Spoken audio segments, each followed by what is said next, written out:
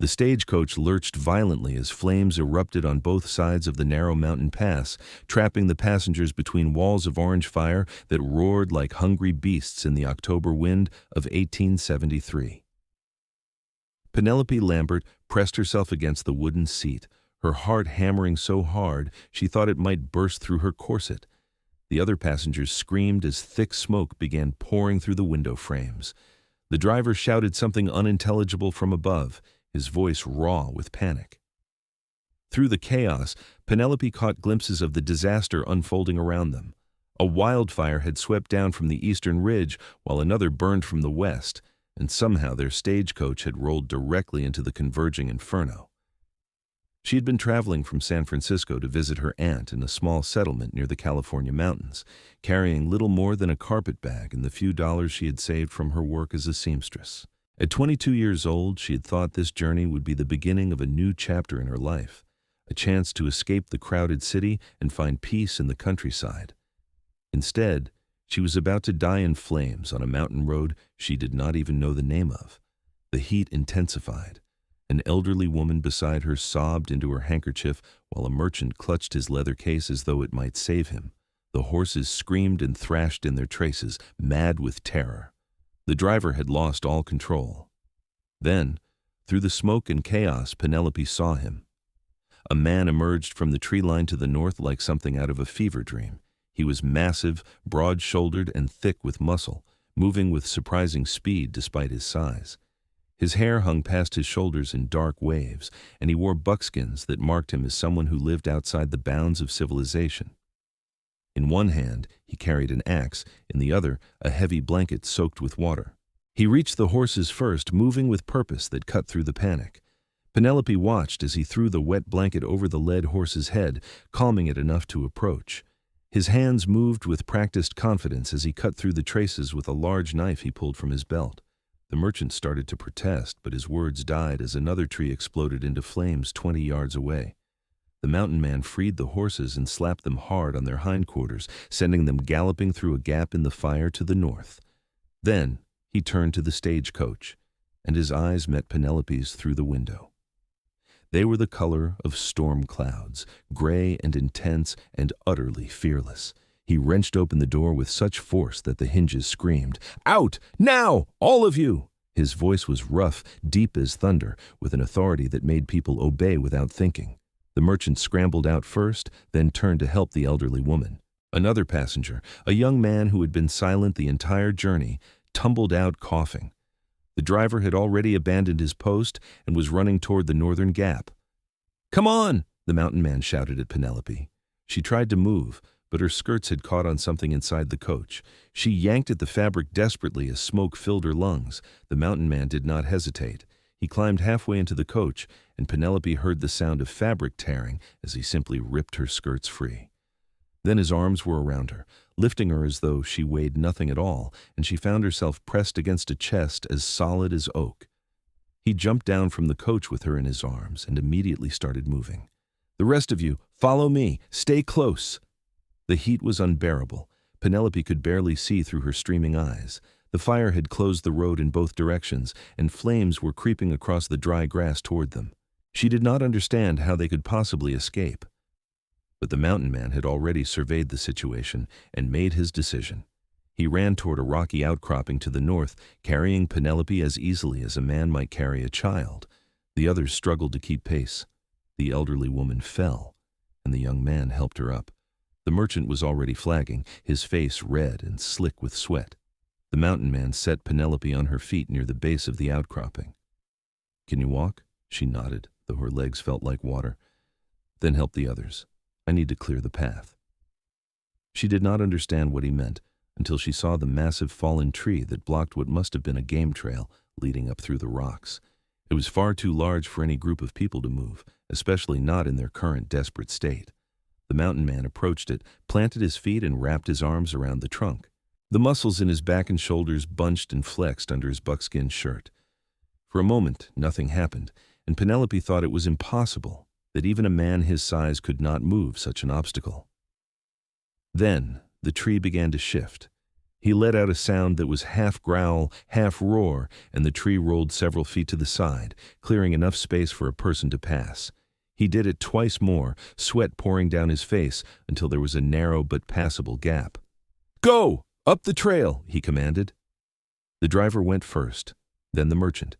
The young man helped the elderly woman, supporting her weight as she struggled up the rocky incline. Penelope moved to follow, but the mountain man caught her arm. "You go last. I need to make sure everyone gets through." Smoke was everywhere now. The fire had reached the road and was consuming the stagecoach. Penelope could hear the crackle and roar of the flames, could feel the terrible heat even at this distance. She watched as the others disappeared up the trail, and then it was just her and this stranger who had appeared like an answer to a prayer she had not known how to voice. "Go," he said, more gently this time. She went. The trail was steep and treacherous, loose rocks shifting under her feet with every step. Her lungs burned from smoke and exertion. Behind her she could hear the mountain man following, his breathing steady despite everything he had already done. Several times she stumbled and felt his hand at her back, steadying her, keeping her moving forward. They climbed for what felt like hours, but could only have been minutes. Finally, the trail leveled out onto a small plateau, and Penelope found the other survivors there, collapsed and coughing but alive. The air was clearer here, above the worst of the smoke. The mountain man surveyed the group, counting heads. Then he nodded once, satisfied.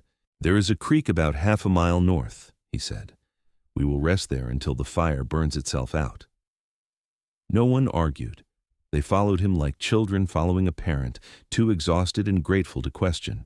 Penelope's legs trembled with every step, but she forced herself to keep moving. The elderly woman leaned heavily on the young man, who looked barely capable of supporting himself, much less another person. The mountain man noticed and simply picked the woman up, carrying her the rest of the way without comment.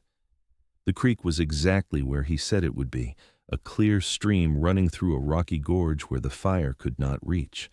They collapsed at the water's edge, drinking deeply and splashing their faces. The merchant wept openly. The driver sat with his head in his hands, shaking.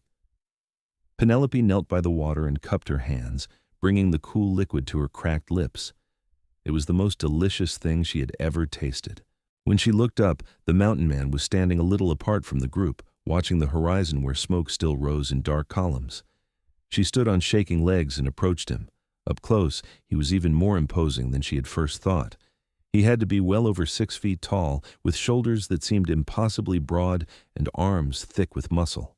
His face was all hard angles and weathered skin, marked by sun and wind and years of outdoor living. A scar ran along his jawline, white against his tanned skin. He looked to be perhaps in his late 20s, though it was hard to tell. "Thank you," Penelope said. Her voice came out hoarse and raw. "You saved our lives." He glanced down at her, those storm-gray eyes unreadable. "Just lucky I was nearby." "That was not luck. You knew exactly what to do. You moved that tree. You found this place." She trailed off, suddenly aware of how close she was standing to him. Proper young women did not stand so close to strange men, certainly not mountain men who lived outside society's rules. But nothing about this day had been proper. "I have lived in these mountains for 7 years, he said. "You learn the land or you die. Simple as that." "What's your name?" He hesitated, as though he had almost forgotten. Connor Nash." "Penelope Lambert." She held out her hand, and after a moment he took it. His hand was enormous, calloused and rough, completely engulfing hers. The touch sent an unexpected jolt through her, something that made her pulse quicken in a way that had nothing to do with their recent escape. He released her hand and turned back to watching the smoke. "You all were heading south on the mountain road?" "To a settlement near Calistoga, or at least I was. I do not know where the others were bound." "Calistoga is gone," Connor said flatly. Penelope felt her heart drop. "What do you mean gone?" "The fire started there 2 days ago, swept through the whole valley. I watched it from the ridge." He pointed west. "Been trying to track the fire's movement, making sure it did not spread to the old growth forests farther north. That is when I saw your stagecoach roll into the trap." "My aunt," Penelope whispered. "She lives near Calistoga. She was expecting me." Connor's expression softened slightly. If she had sense, she evacuated with everyone else. There is a larger town about 15 miles southwest. Most folks would have headed there. Penelope pressed her hand to her mouth, fighting tears. She had lost everything in the fire. Her few possessions had been in the stagecoach, which was now nothing but ash. Her aunt might be dead or displaced. She had nowhere to go, no way to get there, and no money to make a new plan. "Hey," Connor said, and there was something surprisingly gentle in his rough voice. "You survived. That is what matters. The rest you can figure out." She looked up at him, at this stranger who had risked his life for people he did not know, and felt something shift in her chest. "Why did you save us? You could have let the fire take us and saved yourself." He frowned, as though the question confused him. "Could not do that." "Why not?" "Because you needed help." He said it simply, as though it were the most obvious thing in the world, as though there were no other choice he could have made. Penelope found herself smiling despite everything. "You are a good man, Connor Nash." He looked uncomfortable with the compliment and changed the subject.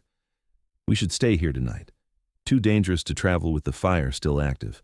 I have supplies cached nearby. Not much, but enough to keep everyone fed." True to his word, Connor disappeared for an hour and returned with dried meat, a bag of cornmeal, and a battered pot. He built a fire in a sheltered spot away from any dry brush and made a simple porridge that tasted like heaven to people who had nearly died.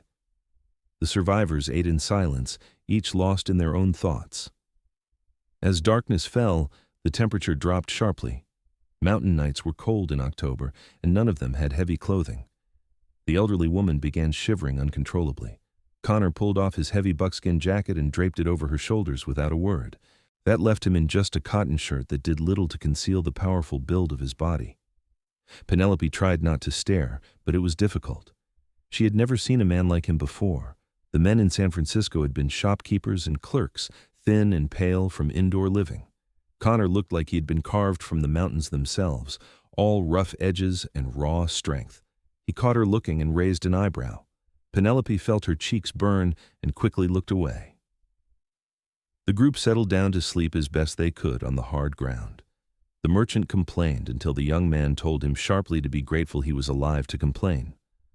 Connor banked the fire and took up a position slightly away from the others, his back against a rock, clearly intending to keep watch. Penelope tried to sleep but could not. Every time she closed her eyes, she saw flames, felt the terrible heat, heard the screaming of the horses. She sat up, wrapping her arms around herself, and found Connor watching her. "Cannot sleep?" he asked quietly. She shook her head and carefully made her way over to where he sat, mindful not to wake the others. "Every time I try, I just see the fire." He nodded as though he understood. "That will pass. Give it time." "Have you ever been in a fire like that before?" "Once, 3 years back. A lightning strike started a blaze that burned for 2 weeks. Took out half the forest I called home at the time. Lost my cabin, my traps, everything I had built." He paused. "But I lived. Built again somewhere else. That's all you can do. You live alone out here. Most times, sometimes I trade furs in the settlements, but I prefer the high country. Quieter. Simpler." Penelope tried to imagine such a life and could not. She had grown up in cities, first Sacramento and then San Francisco. The idea of living alone in the wilderness was foreign and frightening. Yet Connor seemed completely at ease, more comfortable here in this rocky gorge than most people were in their own homes. "Do you not get lonely?" she asked. He was quiet for a long moment. "Sometimes, but people complicate things. Out here, life is straightforward. Hunt, trap, survive. No politics, no social games, no expectations." He glanced at her. "I suppose that sounds strange to someone like you." "Someone like me. City folk, used to crowds and noise and all that comes with civilization." Penelope considered this. "I am not sure I am city folk anymore. I do not think I have anything to go back to now. Your aunt might still be alive. You could find her. And if I do? She was barely getting by before the fire. She cannot take care of both of us. I will need to find work, find a place to live." The magnitude of it all crashed over her suddenly, and to her horror she felt tears spilling down her cheeks. Connor looked alarmed, clearly uncomfortable with her tears. He reached out awkwardly and patted her shoulder. The gesture was stiff, but well-meaning. You will figure it out. You are tougher than you think. How can you possibly know that? Because you kept your head during the fire. Did not panic. That takes strength. Penelope wiped at her eyes with the back of her hand. I felt like I was panicking. But you were not. You waited for help, you did what needed doing, and you made it out. That counts for something. His words, simple and direct as they were, made her feel better. She found herself relaxing slightly, the knot of anxiety in her chest loosening just a little. They sat in companionable silence for a while, listening to the creak and the occasional crackle of the fire. Connor? Penelope said after a while. Yeah? Where will you go after this? He shrugged. Back to my cabin, I suppose. Check the trap lines, make sure the fire did not spread to my territory. Winter is coming. Need to prepare.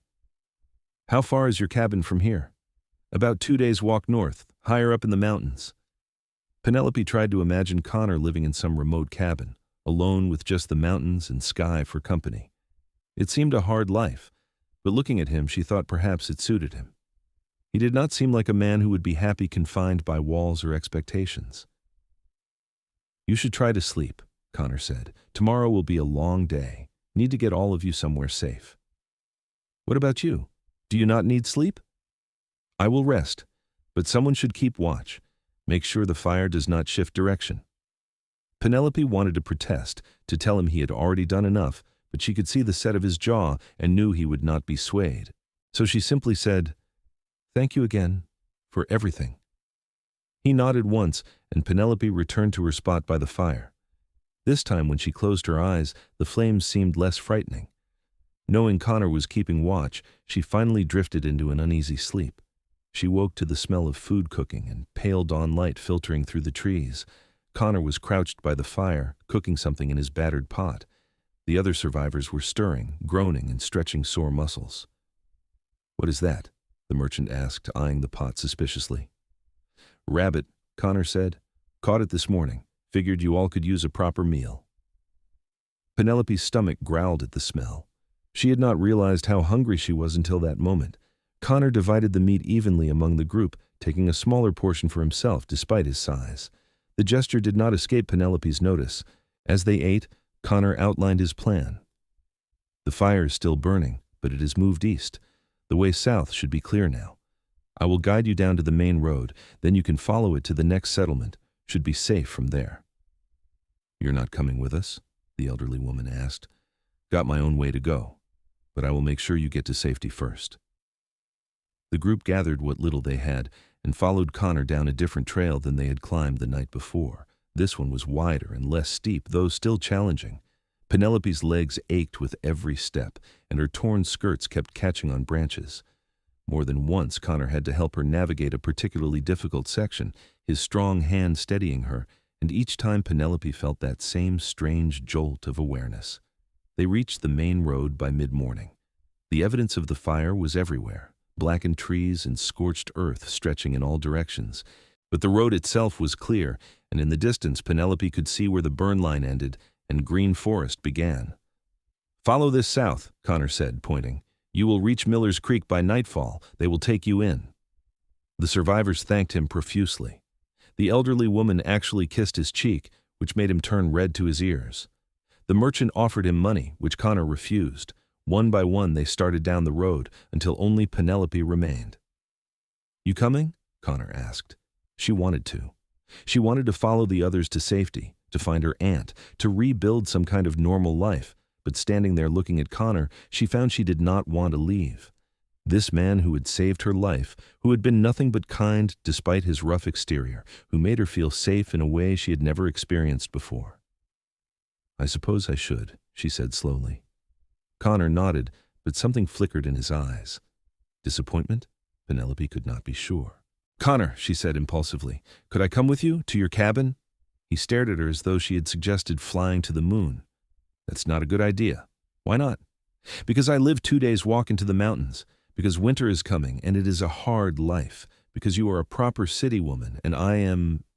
He gestured at himself helplessly. You are the man who saved my life. You are the kindest, bravest person I have ever met. And I have nowhere else to go, Connor. My aunt might be gone. I have no money, no possessions, no prospects. At least with you I would be safe. People would talk. A woman staying with a man, unmarried, no chaperone. It would ruin your reputation. My reputation is the least of my concerns right now. Connor shook his head. You do not know what you are asking. My cabin is small, barely big enough for one person. The winter gets brutal up there. You would have to work hard just to survive. No dresses or tea parties or any of that civilized living you are used to. I do not care about dresses or tea parties, Penelope said, and realized as she said it that it was true. Connor, please. I know it is unconventional. I know it is probably improper and scandalous. But I do not want to go to Miller's Creek. I do not want to be dependent on strangers' charity. I want to make my own way, and I think I could learn from you. You could teach me to survive out here. Why? He asked, genuinely confused. Why would you want to learn that? Because the city never felt like home. Because I am tired of being helpless and dependent. Because when I look at you, at the way you live, I see freedom, real freedom, and I want that. Connor studied her face for a long moment. Penelope held her breath, aware that she had just proposed something completely outrageous. Proper women did not run off into the mountains with strange men. Proper women did not abandon society and civilization on a whim. But Penelope had never felt particularly proper, and she was tired of pretending. It will not be easy, Connor warned. I know. You will have to pull your own weight. I cannot carry passengers through a mountain winter. I will work. I will learn, whatever you need me to do. And if you hate it, if you realize you made a mistake, then I will find another way. But I do not think I will hate it. Connor let out a long breath, and Penelope saw the moment he made his decision. All right, you can come. But we lay down some rules first. You do what I tell you when it comes to survival. No arguing, no hesitation. The mountains do not give second chances. Agreed? Agreed. And we find a way to make this proper. I will not have folks saying I took advantage of you. When we get to my cabin, we figure out how to handle the situation respectable-like. Understood? Penelope felt warmth spread through her chest. Even in this, Connor was thinking of her reputation, her well-being. Understood. He nodded once decisively. Then let us go. We are burning daylight. They walked north, leaving the road and civilization behind. The terrain grew steeper and more rugged with every mile. Connor set a steady pace that Penelope struggled to match, but she gritted her teeth and kept moving. She had asked for this. She would not complain. Around midday, Connor called a halt by a small stream. Penelope collapsed on a fallen log, her feet screaming in protest. Her fashionable boots, designed for San Francisco streets, were completely inadequate for mountain hiking. Connor crouched by the stream and filled a leather canteen, then handed it to her. The water was ice cold and tasted faintly of minerals. How are you holding up? Fine, Penelope lied. He raised an eyebrow. Your feet are bleeding. She looked down and saw he was right. Blood had soaked through her stockings in several places. Oh, Connor sighed and dug through a pack Penelope had not noticed him carrying.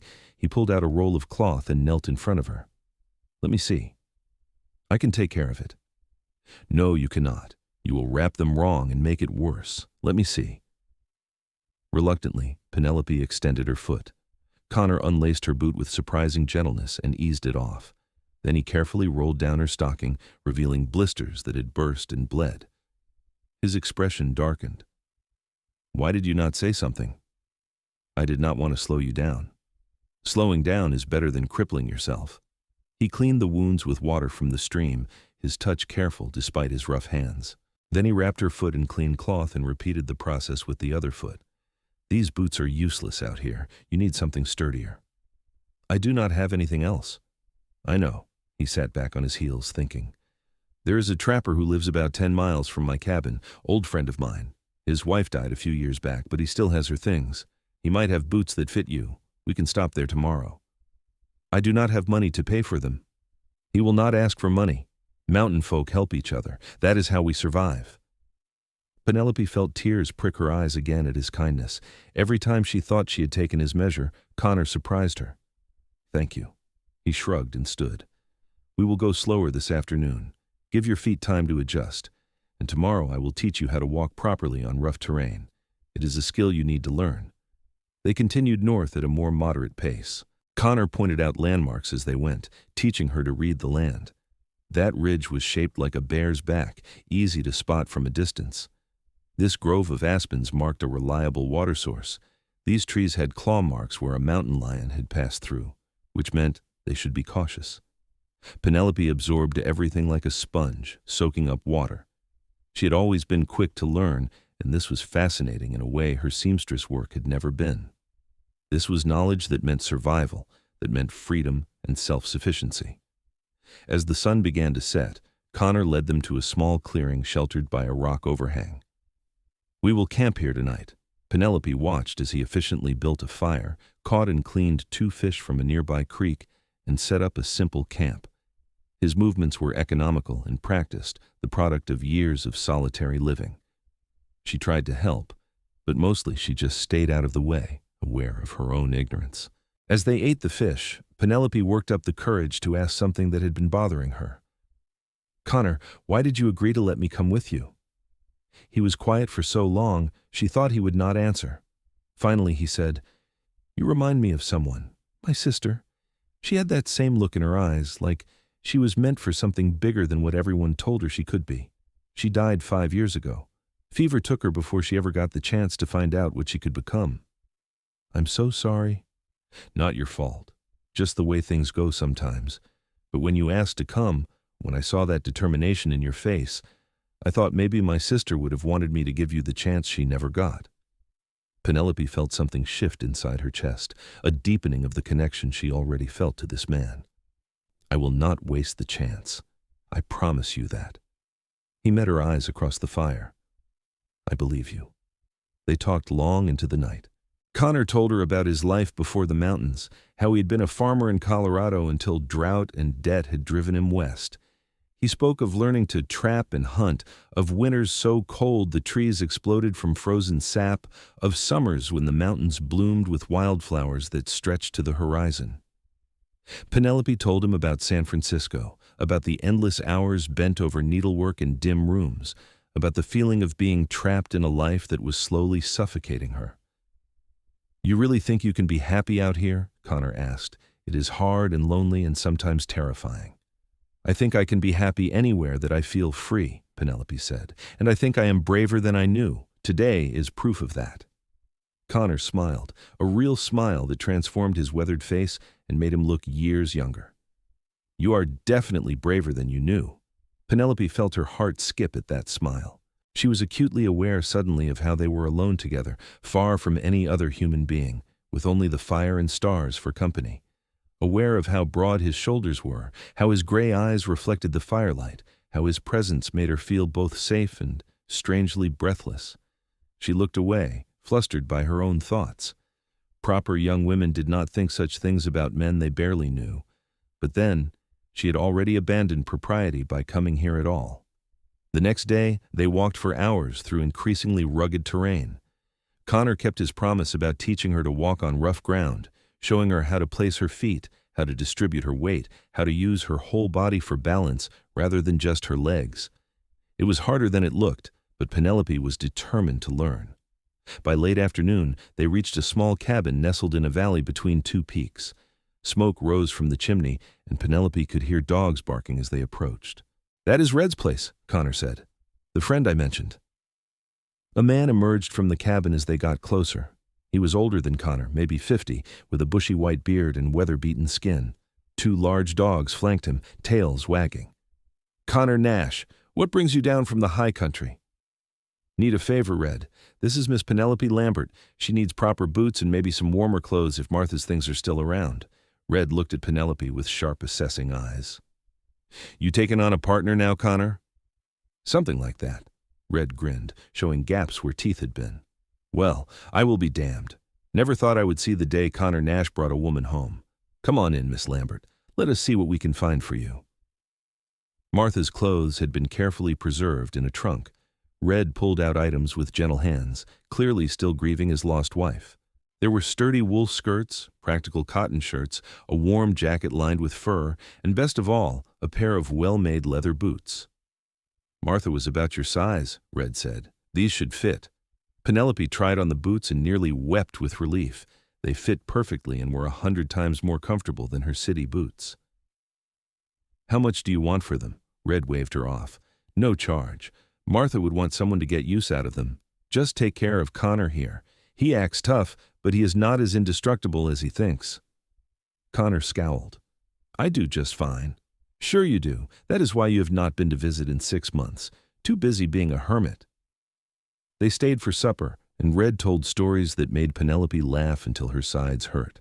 Stories of Connor's early days in the mountains, when he had been green and made every rookie mistake possible.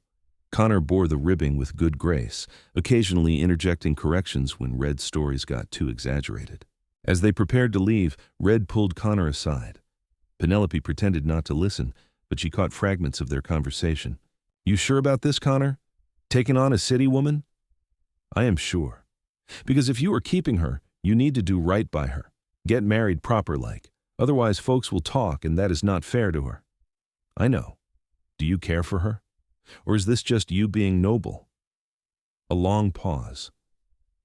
"I'm not sure yet. But there is something about her, Red. She is different." "Different how?" "She's got steel in her spine. Did not complain once today, even though I know her feet were killing her, and she looks at the mountains like they are something beautiful instead of something scary. That is rare." "Well, you better figure out your feelings quick. Winter is coming, and you two will be snowed in together for months. Things get complicated when you are that isolated." "I know." Red clapped Connor on the shoulder. "Good luck, my friend. You are going to need it." They left Red's cabin in the morning and continued north.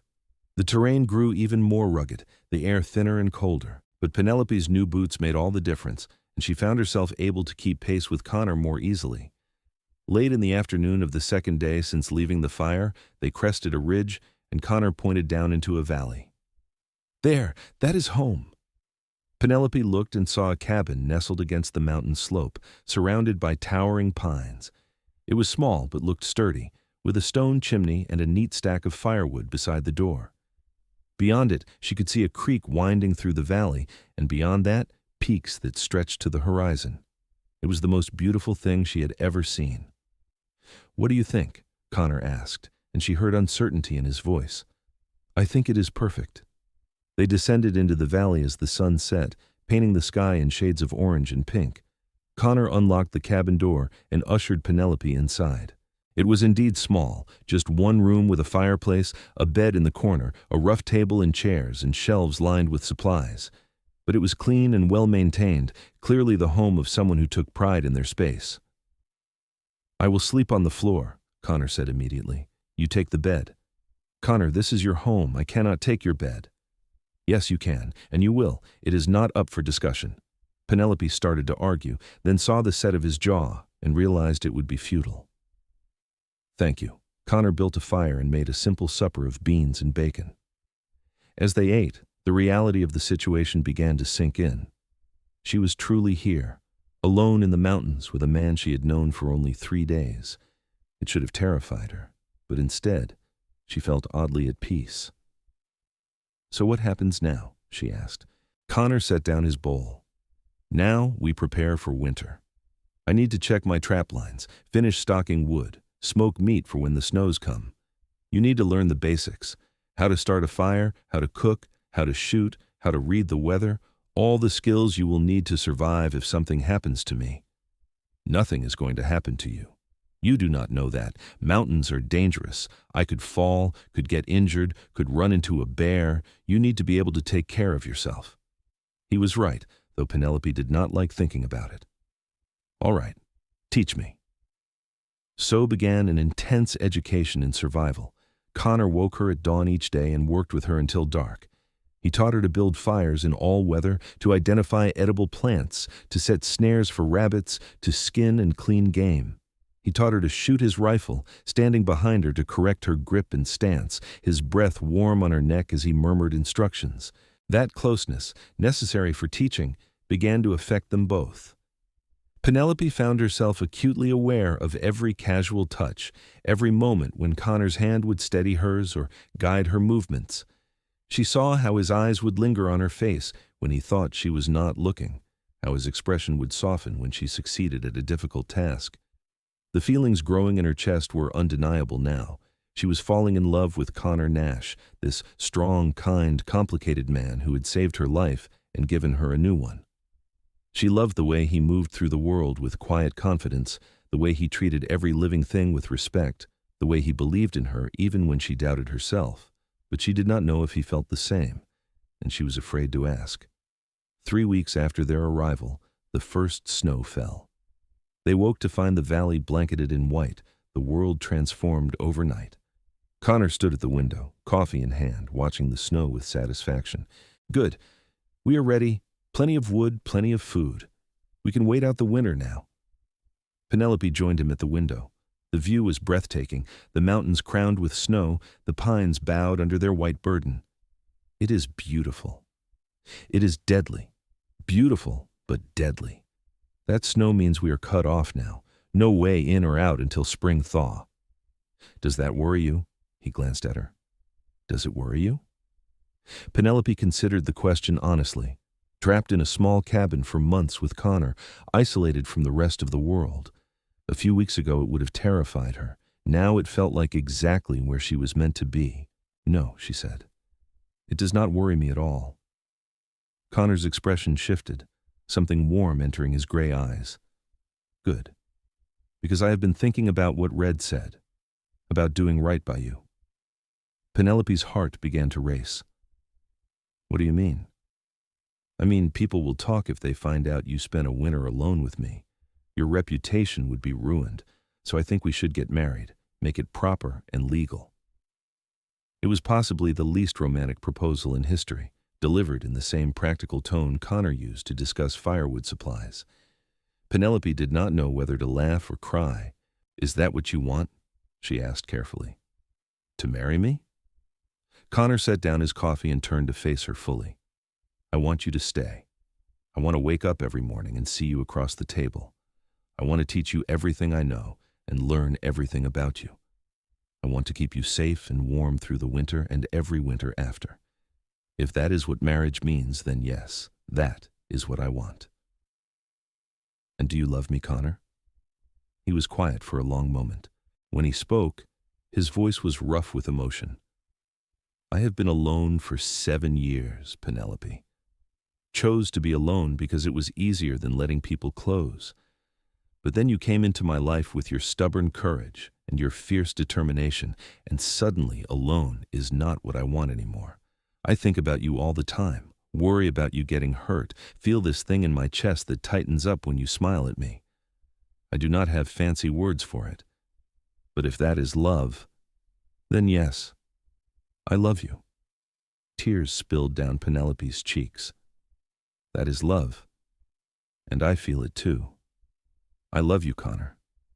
I think I started falling in love with you the moment you pulled me from that stagecoach." Connor closed the distance between them in 2 strides and cupped her face in his large, calloused hands. "Then marry me. Be my wife. Let me spend the rest of my life taking care of you and being taken care of by you." "Yes," Penelope whispered. "Yes, I will marry you." He kissed her then, and it was nothing like the chaste kisses Penelope had received from suitors in the city. This was fierce and claiming and full of all the words Connor did not know how to say. Penelope melted into him, her hands fisting in his shirt, feeling the solid strength of him against her. When they finally broke apart, both breathing hard, Connor rested his forehead against hers. "We will have to wait until spring to make it official. No preacher can get up here in winter, but in my heart, you are already my wife. And you are my husband." They spent the rest of that day as they had spent every other day, working side by side to maintain the cabin and their supplies. But everything felt different now, charged with new meaning. Every glance held promise, every casual touch burned. That night, Connor made a bed for himself by the fire as he had every night, but Penelope could not stand it anymore. "Connor? Yeah? Come to bed, please. You are my husband now, in all the ways that matter. I want you here with me." She heard him inhale sharply in the darkness. "Penelope, are you sure? We are not properly married yet. I do not want you to regret anything. I could never regret anything that involves you. Come to bed, Connor." He rose and came to her, settling carefully on the edge of the bed as though afraid he might break it. Penelope reached for him, drawing him down beside her, and they lay there in the darkness, fully clothed but wrapped in each other's arms. "I have never done this before," Connor admitted quietly. "Been with a woman like this, I mean. There were a few encounters in the settlements, but nothing that meant anything. With you, it all means something." "We will figure it out together," Penelope said, feeling a surge of tenderness. "We do not have to rush anything. We have all the time in the world." Connor held her tighter. "I never thought I would have this, someone to hold, someone who chose to be with me. You have given me something I did not know I was missing. You gave me my life back, gave me freedom and purpose and love. I think we are even." They fell asleep tangled together, warm and safe while the snow fell outside. The winter that followed was the happiest time of Penelope's life. The days fell into a comfortable rhythm. They would wake early and work together on the constant tasks required to survive. Connor taught Penelope everything he knew, and she proved to be an apt student. She learned to tan hides and make clothing, to preserve food, to read the weather and the behavior of animals and the shape of clouds. But it was not all work.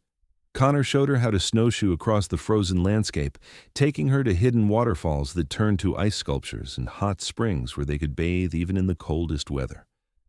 He taught her the names of every bird and tree and told her stories of the mountains, both from his own experience and from the lore passed down by the indigenous peoples who had lived here long before settlers arrived. Penelope told him about her own dreams, things she had never voiced to another person, her desire to write stories, to capture the beauty and harshness of the world in words. Connor listened with genuine interest and encouraged her, even fashioning her a writing desk from smooth pine boards. They grew closer with each passing day, learning the rhythms of each other's bodies and hearts. Their physical relationship deepened naturally, without awkwardness or shame. In the privacy of their isolated cabin, they belonged to each other completely. One night in late January, a storm hit with unusual ferocity. The wind howled like a living thing, and snow piled against the cabin walls. Connor checked and rechecked the shutters, making sure everything was secure. "This is a bad one," he said, peering out at the whiteout conditions. "Could last for days." They were snowed in for a week. The storm raged without pause, piling drifts higher than Connor's head. But inside the cabin, they were warm and safe. They told stories, played cards with a worn deck Connor kept on a shelf, made love by firelight, and talked about their future. "When spring comes, we will go down to the settlement and get properly married," Connor said, stroking Penelope's hair as she lay with her head on his chest. "Then maybe we start thinking about building a bigger cabin. This one is fine for 2 people, but if we have children someday, we will need more space." "You want children?" Penelope asked, pleased and surprised. "I do. Always thought I was too isolated for a family, but that was before you. Now I can picture it. A son to teach to hunt and trap, a daughter with your courage and kindness, maybe 2 or 3 of them running around." Penelope smiled against his chest. "I would like that. I always wanted a big family. Then we will make one. Build a life here that our children will love as much as we do." When the storm finally broke, they dug themselves out and surveyed the damage. A tree had fallen near the cabin, but otherwise everything was intact. The world was transformed into something alien and beautiful, every surface covered in crystalline snow. As the weeks passed and winter began its slow turn toward spring, Penelope found herself feeling unwell in the mornings. At first, she dismissed it as something she ate, but when it persisted, the truth became undeniable. She was pregnant, she told Connor one morning as he was preparing to check his trap lines. He froze, turned to stare at her, and then a grin spread across his face that was so wide and genuine it made her laugh. "Are you sure?" "As sure as I can be without a doctor. All the signs are there." Connor crossed the cabin in 3 strides and swept her into his arms, lifting her off her feet and spinning her around.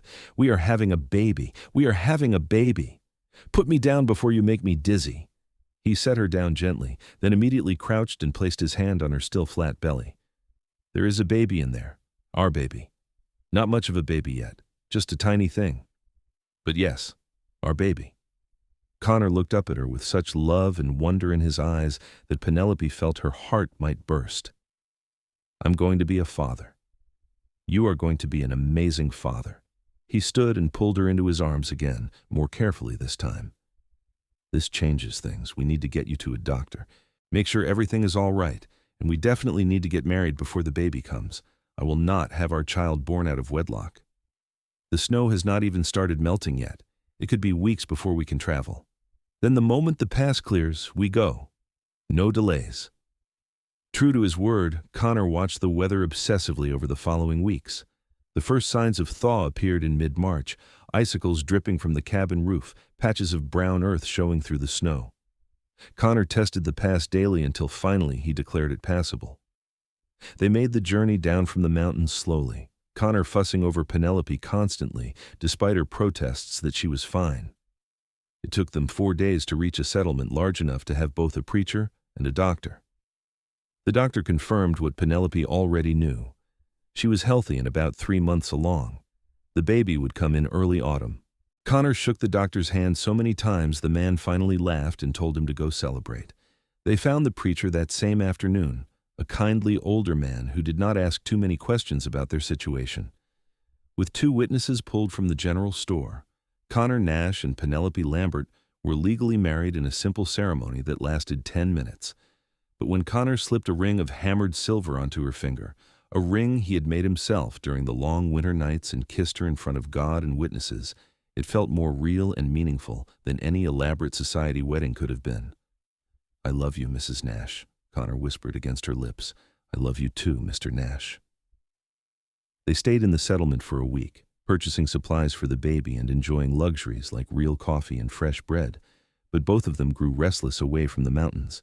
The settlement felt cramped and noisy after months of solitude. "Can we go home?" Penelope asked finally. Connor smiled. "I was hoping you would say that." They returned to the cabin in the high country, to the place that was truly theirs.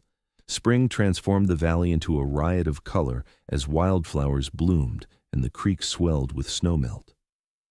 Connor began building an addition onto the cabin, working long hours to expand it before the baby came. Penelope helped when he would let her, though he became increasingly protective as her pregnancy progressed. She did not mind.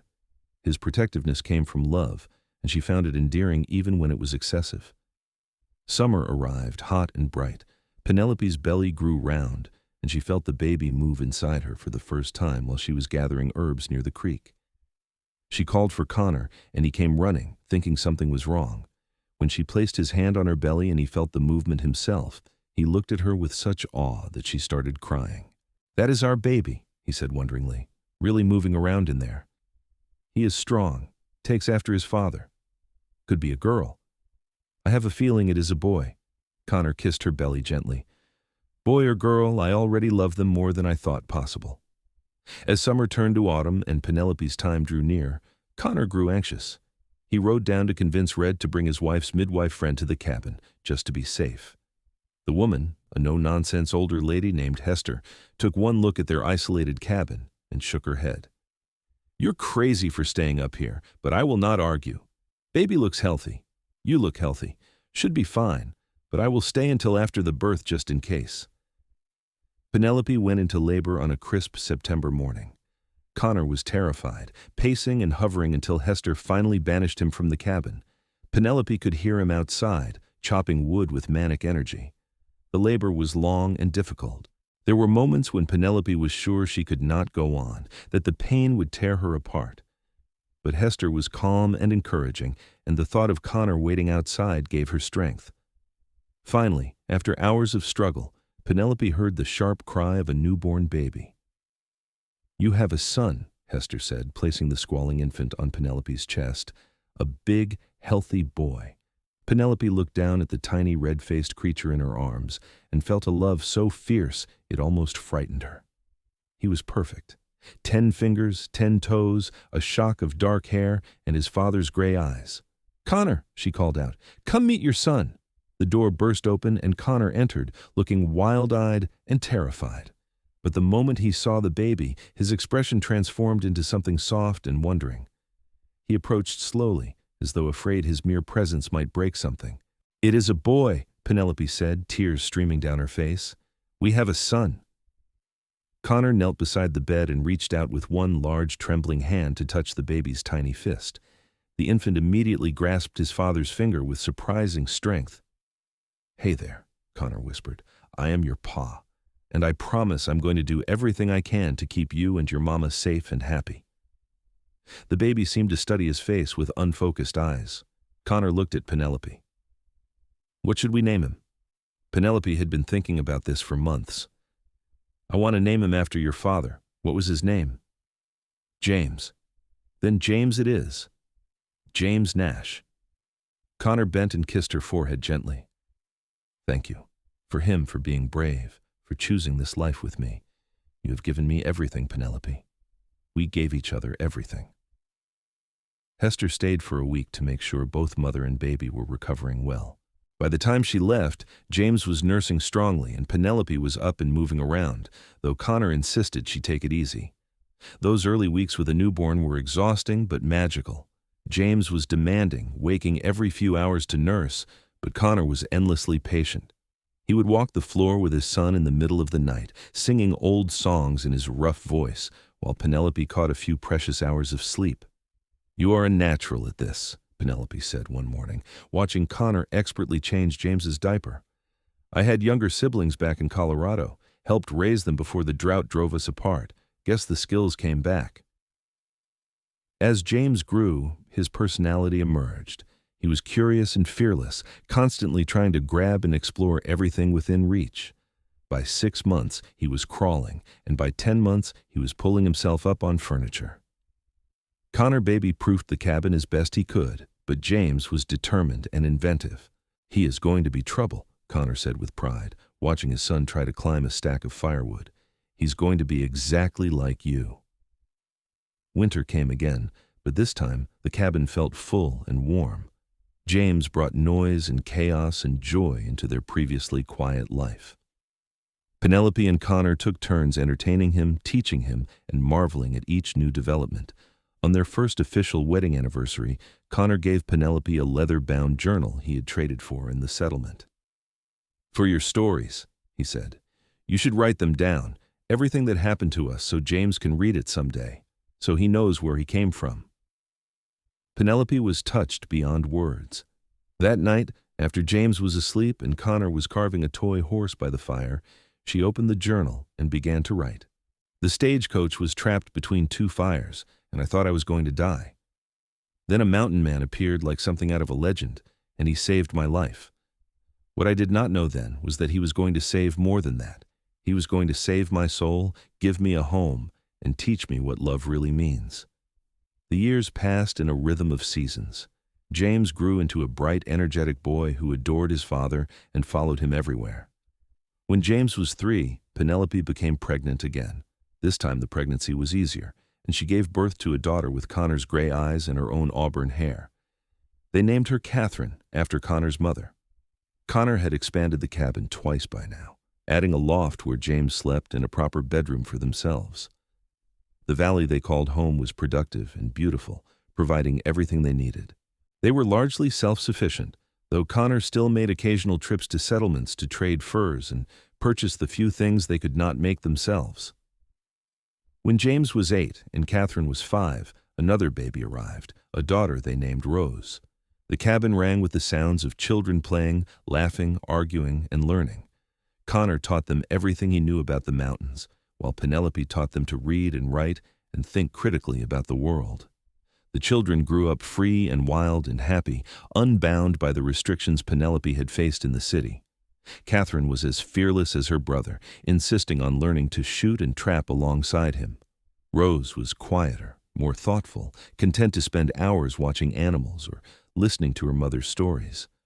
On quiet evenings when the children were asleep, Penelope and Connor would sit together by the fire, as they had for years, his arm around her shoulders, her head resting against his chest. "Do you ever regret it?" Connor asked one night. "Giving up civilization for this?" Penelope lifted her head to look at him. "Not for a single moment. This is the life I was always meant to have. You are the man I was always meant to love. If I had to go through that fire 1,000 times to end up here, I would do it gladly." Connor kissed her, deep and slow and full of all the love that had only grown stronger over the years. I am the luckiest man alive. We are both lucky. We found each other when we needed it most. As their children grew older and eventually started families of their own, Connor and Penelope remained in the mountain cabin. James built his own home in a neighboring valley with his wife, a tough young woman from a nearby settlement. Catherine married a trapper and lived a life much like her mother's, while Rose surprised everyone by becoming a teacher in one of the growing towns, though she visited the mountains frequently. Grandchildren came, filling the valley with new life and laughter. Connor at 60 was still strong and vital, his hair white, but his body still powerful from a lifetime of physical work. Penelope's auburn hair had gone gray, but her spirit was as fierce as the day Connor had pulled her from that burning stagecoach. They celebrated their 30th wedding anniversary surrounded by 3 generations of family. James made a toast.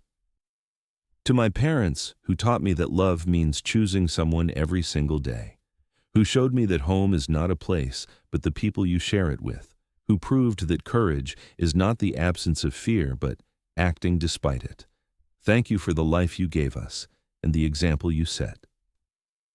After everyone had left and quiet returned to the cabin, Connor pulled Penelope into his arms. 30 years, he said wonderingly. Feels like both forever and no time at all. Do you remember that day when you pulled me from the stagecoach? Every detail. I remember thinking I had never seen anyone look so scared and so determined at the same time. And when you asked to come with me, I thought you were crazy. But I'm so glad you were. Penelope laughed. I was crazy, completely out of my mind. But it was the best decision I ever made. Do you ever think about what your life would have been like if that fire had never happened? If you had made it to your aunt's house? Sometimes, I would have found work as a seamstress, probably. Lived a small, constrained life, married someone suitable and respectable, and never known what I was missing. I would have survived, but I would not have really lived. Connor nodded. I would have stayed alone in the mountains, trapping and surviving but never connecting. I would have grown old without ever understanding what it meant to love someone, to build a life with them, to create something bigger than myself. That fire was terrible, but it brought me you. Brought me everything. They stood together at the window, watching the sunset over the mountains they had called home for 3 decades. The peaks glowed pink and gold in the dying light, eternal and magnificent. I want to be buried here, Penelope said quietly.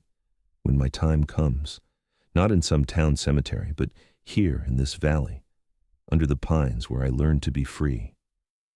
We will both be buried here, Connor agreed. This is where we belong, where we have always belonged. But that time was still many years away. Connor and Penelope lived well into their 70s, remaining active and engaged even as age took its inevitable toll. They took walks through their valley every day that weather permitted, holding hands like young lovers. They told stories to their great-grandchildren, who listened with wide eyes to tales of stagecoaches and fires and a mountain man who saved a city woman. In the end, Connor died first, passing peacefully in his sleep one winter night with Penelope beside him. She held his hand as his breathing slowed and stopped, tears streaming down her face, but her voice steady, as she whispered words of love and gratitude. Thank you, she said to the man who had been her everything. Thank you for seeing me, for choosing me, for building this beautiful life with me. I will love you forever. She lived another 2 years without him, staying in the cabin despite her children's pleas to move closer to them. James visited every week, worried about his mother living alone, but Penelope was adamant. This is where my heart is, she told him, where your father and I built our life. I am not leaving until it is my time to join him. When that time came, she knew. She called her children to her and gave them her final words of wisdom and love. Then, on a spring morning very much like the one when she'd given birth to James so many years ago, Penelope Lambert Nash closed her eyes and let go. They buried her beside Connor under the tall pines, marking both graves with simple stones carved with their names in the years of their lives. But the real memorial was the family they had created, the valley they had nurtured, and the love story that their descendants would tell for generations. The cabin remained in the family, passed down through the years, maintained and cherished as a connection to the remarkable couple who had started it all. And on quiet evenings, when the wind whispered through the pines and the setting sun painted the mountains gold, some said you could still feel their presence there. Two souls who had found each other in fire and chaos and built something enduring from the ashes. Connor and Penelope's story became a legend in the family, a reminder that love can be found in the most unexpected places, and that courage means following your heart even when it leads you somewhere unconventional. Their great-great-grandchildren would stand at the graves under the pines and imagine that day in 1873 when a stagecoach was trapped between two fires and a mountain man made a path through the flames. He had saved more than a life that day. He had saved a future, a family, a legacy of love that would endure as long as the mountains themselves. And in the end, that was the greatest gift of all, not just survival, but the chance to truly live, to love deeply, and to leave behind something meaningful. The mountain valley, beautiful and wild and free, stood as a testament to two extraordinary people who had dared to write their own story, who had chosen love over convention, courage over comfort, and each other over everything else. And though their bodies returned to the earth, their spirits remained woven into the fabric of that special place, as eternal and enduring as the peaks that watched over them. In the end, the fire that had threatened to take everything had instead given them everything. It had burned away the old lives that no longer fit and forged them into something new and stronger. From destruction had come creation, from fear had come courage, from desperation had come hope. And from that terrifying moment when Connor had pulled Penelope from the flames had come a love story that would last forever, told and retold by generations who drew strength and inspiration from the knowledge that true love exists, that it is worth fighting for, and that it can transform not just individual lives, but entire legacies. The mountains stood witness to it all, unchanging and magnificent, keeping their secrets and their stories safe for those wise enough to listen. And if you stood very still in that valley, in the quiet moments between day and night, you could almost hear it. The sound of laughter and love, of children playing and parents watching, of two hearts beating as one. That was the legacy of Connor Nash and Penelope Lambert. Not just the children they raised or the land they stewarded, but the proof that choosing love, choosing courage, choosing each other was always the right decision. Always and forever.